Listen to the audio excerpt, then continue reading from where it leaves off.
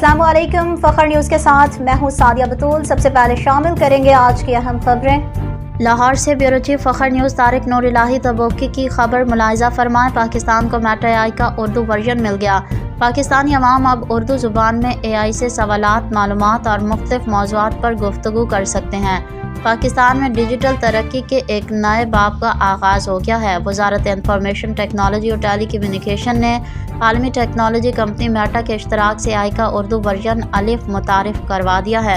इस पेशरफ्त का मकसद पाकिस्तान में टेक्नोलॉजी को आम फहम और सब के लिए काबिल रसाई बनाने की सिमत एक अहम पेशरफ्त है। ये अहम ऐलान इस्लामाबाद में मुनाकिद होने वाला खसूसी event future in focus AI and innovation में किया गया, जिसमें हुकूमती नुमाइंदों, माहिरीन सनत और तालीमी इदारों के अहलकारों ने शिरकत की।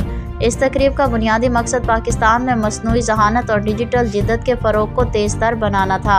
ये पेशरफ्त काबिल मुबारकबाद है, जिससे उर्दू फिर से सरबुलंद हुई। अब आलमी सतह पर उर्दू की अहमियत को तस्लीम किया जा रहा है।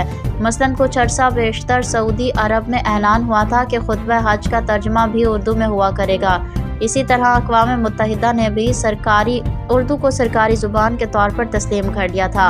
याद रहे कि इस माह 9 नवंबर को हर साल आलमी तौर पर यौम उर्दू मनाया जाता है।